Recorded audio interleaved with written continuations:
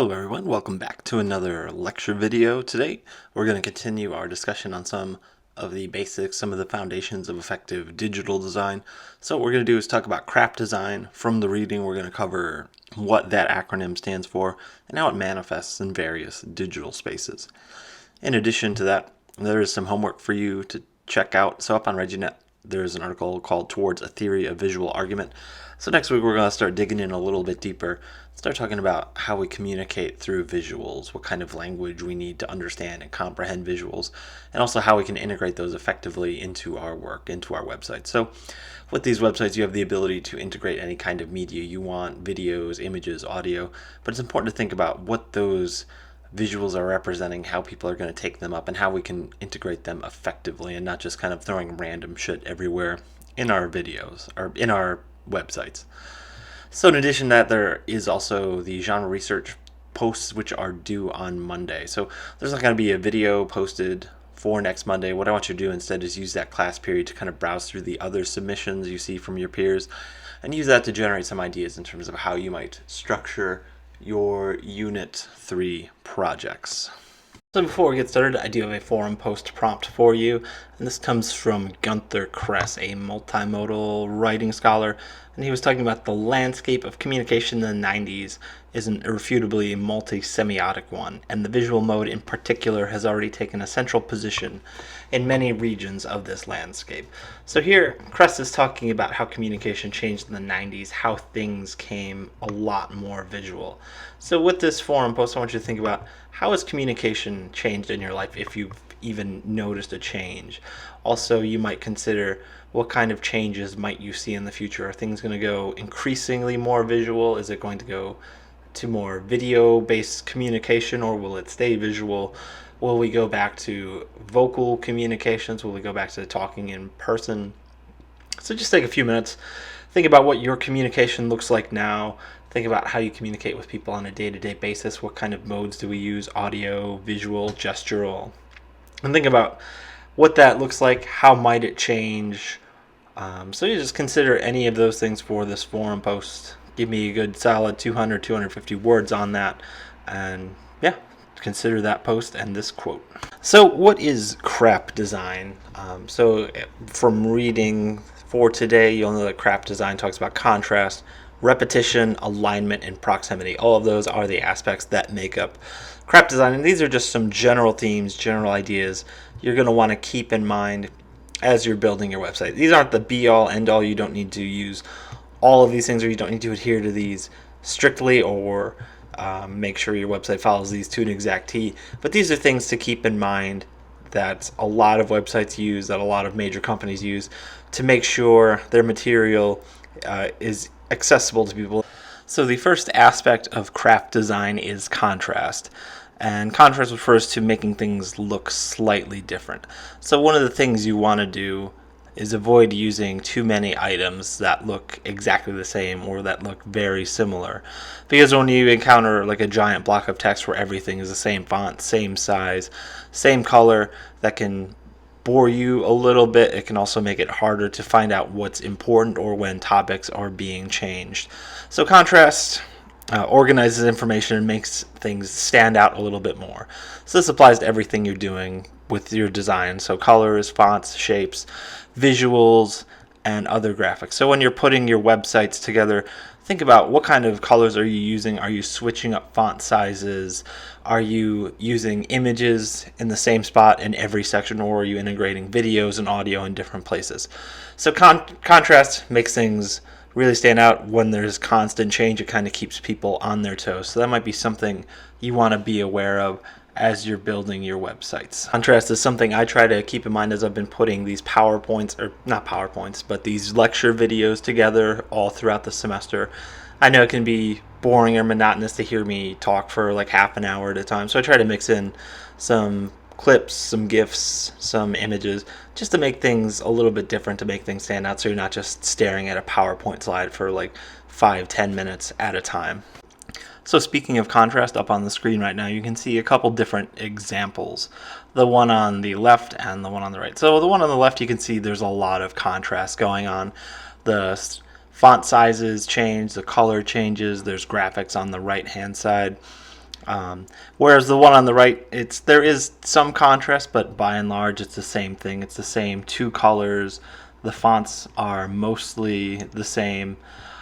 So out of these two, they both are using contrast, but I would say the one on the left is using contrast a little bit better. It's a little more engaging to read. It's a little more engaging to look at. Whereas the one on the right about social interactions, it just by and large seems like the same thing over and over again.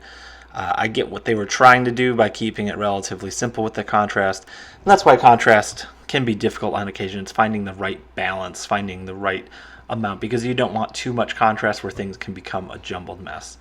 Also, with the one on the right, I have no idea what the fuck that's trying to tell me. I don't understand how those percentage bars work or what they're even referring to. Whereas the one on the left actually does have a bit more of a clear, cogent message. But those are a couple examples of contrast. And again, think about your own examples for contrast. Think about things that you've seen online and how those help display contrast and what looks effective in those situations. The next aspect of crap design we have is repetition. Repetition is using the same design elements consistently, so repeating certain things, whether it be font sizes, images used. For this series of slides, I think I'll throw up the stock video I have of Canadian geese on it, everyone, because that'll be a little bit of repetition, and it'll also remind us of all those asshole geese that are on campus all the time that we haven't had to deal with or be hissed at or chased at, because Canadian geese are by and large assholes, but they're also endangered species, so we can't really do anything about them. But I digress. So repetition helps to unify your design as well. So when you're using repetition, when you're using similar elements, be it colors, fonts, shapes, or other graphics, that gives a sense of stability to what you're doing. It helps everything feel unified to a degree. It lets you know that there's some consistency. All these pieces are working together for a single aspect. And this is something we see not just in websites, but it might be like, think of some of your favorite songs. They probably have a chorus that repeats a bunch of times, maybe drum beats or guitar riffs that repeat a lot. So repetition is something we look for as humans and something that can make things engaging and easy to understand. So for an example of repetition, I again have a couple different graphics up on the screen, the one on the left and one on the right, and both make various use of repetition. So the one on the left regarding cigarettes, you can see how everything is kind of repeated, where we have an image representing something, whether it be hexamine, which I'm not a science guy, I don't know what the fuck that is, butane, cadmium, which sounds made up, but apparently it's in batteries, and a whole bunch of other things. So you can see how they use that. They have a visual representation, they have kind of a scientific name of what it means or what it is, and then a more simple description in terms of where we encounter this on a day-to-day basis. So it tells you what's in cigarettes, gives you a little bit of a description, uses pictures to describe what's going on. So you can see we have that repetition for all the examples we have on that, all 10 of the little things they're pointing out. You can see that repetition is working there. And on the other example, again, we do have some repetition. It repeats some of the things we saw in the first example with contrast, but it's not using repetition nearly as well. You can see where it goes from the black background for the numbers to the green background for cyberbullying, and again to the black background for the little quote on the bottom. And we have the repetition of the two sets of stick figure silhouettes, whatever you would call those stand-ins for humans. So we have a little bit of repetition going on there. But again, there are two different examples on the screen. I'm not going to say which one's better than the other, but I think the left one is using repetition a lot better. So for your websites, this is something to keep in mind. How are you using repetition, and how is it linking everything together? So think about what kind of themes you want to express, and when we talk about images during our next class, that'll make things perhaps a little bit more clearer. So what is alignment? When we're talking about alignment in terms of design, we're discussing design elements and placing them in appropriate and relevant positions. So when we're thinking about our own alignment, we want things to line up. We want them to be spaced out accordingly. We don't want things just thrown randomly or happenstance on a page. And we also want to make sure that we have strong visual connections between the elements we have. So there are some rules that we're going to go over in the next few slides. The first one is either left align or right align. Don't do both. You don't want to have a bunch of different kinds of alignments that can be very jarring visually for people to see. Something that I see quite a bit of is center titles, which are nice, but centering texts always looks a bit awkward and might be something you look to avoid. And finally, use existing hard lines to line up new elements on your page. So we're going to go over these in the next few slides, and this is important to keep in mind as we think about the spatial mode of communication. So the first piece of advice for alignment is picking whether you want to left align or right align your text. So either form is acceptable, perfectly fine, and looks nice, but what you want to do is make sure you're staying consistent on that decision. So as you see with the example on the left screen, or the left side of the slide, the title is centered over the text, which looks good. And if you look at the two mini paragraphs listed there, you can see that they're both left aligned. So when you're going through, when you're reading that, your eyes are able to quickly run through it because you're not jumping all over the place. But when you look at the example on the right side of the screen, things are a little bit different. So the title is centered over the text. So far, so good. First line of text is left aligned, also fine. But then for the next block of text, it is right aligned. So what I want you to do is just quickly read through that yourself. Try to get through the giant red X over it. But you'll see when you read through it, the first block is fine, but then when you go to the next line in the paragraph, you have to adjust your eyes a little bit, and that can be a bit jarring. And if you're doing that, if you have a large block of text with maybe 5-6 different paragraphs and you're constantly going back and forth between how the text is aligned, that can be a bit frustrating for your users and might cause them to have severe dissatisfaction with how your site is set up. So keep that in mind when you're structuring your paragraphs and consider being consistent with your alignment. Moving on, we're going to talk about centering text. So centering titles is usually a really strong idea, a really savvy move for design purposes because it helps differentiate where a new section is starting, and also having the title being a slightly larger font, possibly boldface, depending on how the aesthetic of the site looks, is generally a good idea. It helps guide your readers towards important sections of your work.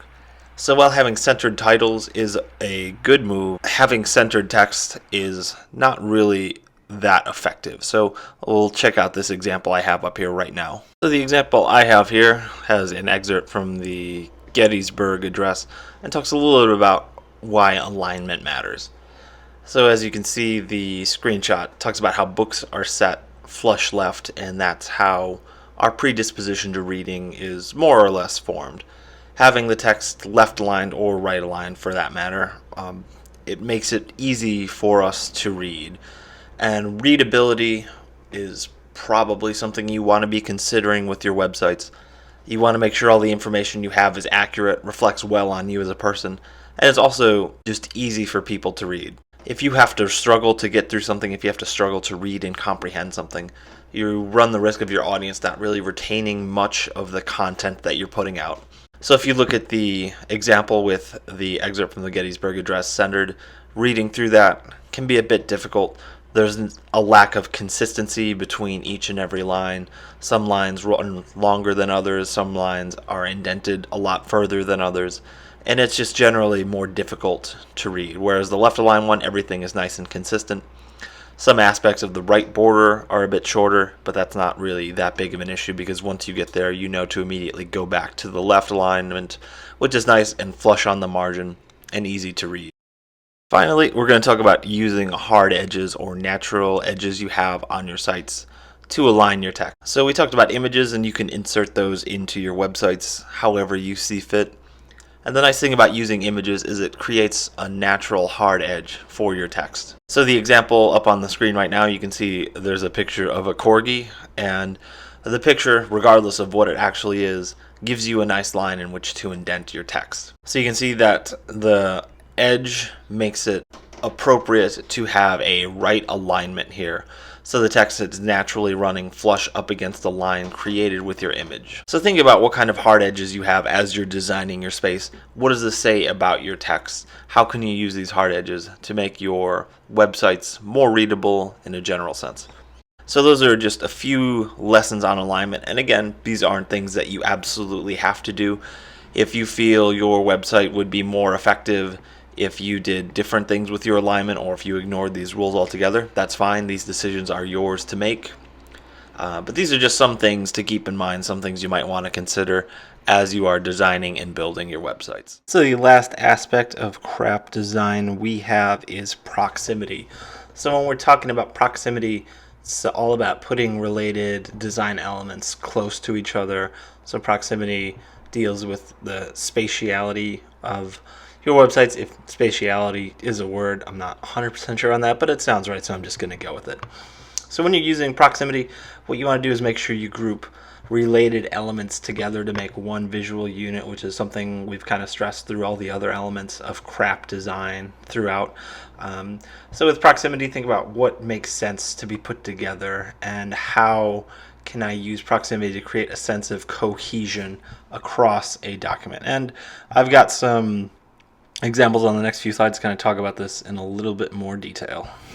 So up on the screen right now, you can see a graphic that is used to display proximity and how it can work. So the graphic in question talks about a day in the life of the UPS fleet.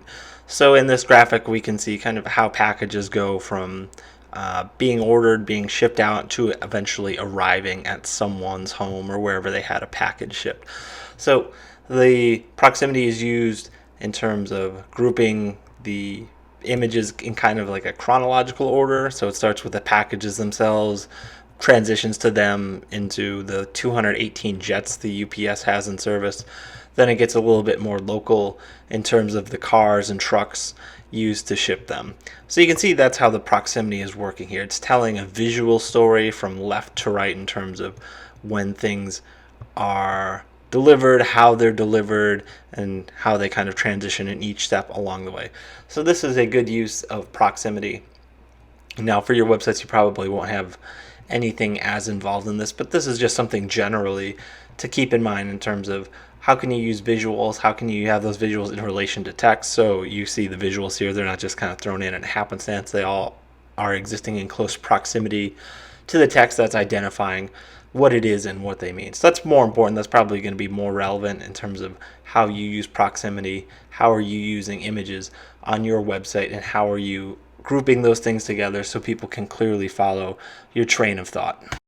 So another example of proximity, we have another graphic listed up on the lecture notes right now. This is for some kind of game called Death Zone. Not 100% sure what it is, and after having read through this a couple times, I have no idea. Still some kind of dice tabletop game, I would take it. But in terms of how this is using proximity, it does have a rather good sense of design in terms of how everything is broken down into smaller tables, and you can read through if you know what heading you're looking for. So that's a good use of proximity, but in terms of how it is overall structured, without the context of what's behind this, it is rather hard to follow, whereas the previous graphic on the UPS was easier to follow. So that's another thing to keep in mind, is when your audience is looking at your graphics, when you're using proximity, how much do they know? How much are they going to need to know beforehand? And again, audience is a huge part of everything we do. We're not writing these projects to exist in a vacuum. For the context of this class, you're creating this website as a sort of digital resume. So you want to think about, what does your audience need to know? How can your website help them figure it out? How can you use various images or blocks of text or graphics to help them understand? Because ultimately that's what you're trying to do. That's your goal. So with these skills to craft design, again, it's not something that you need to memorize or something that you need to adhere to 100%. But some things to keep in mind, like try to keep in mind the things we talked about today: contrast, repetition, proximity, alignment. And when you're building your website, something that might be helpful is design it beforehand. So if you are more artistically inclined, you might pull out a sheet of paper and kind of broadly sketch out what you want your website to look like before you get started on it. And in terms of building graphics, there are some things available to you. Through Illinois State, we do have access to the Adobe suite of programs that includes Photoshop, Final Cut Pro if you want to design your own videos for your site.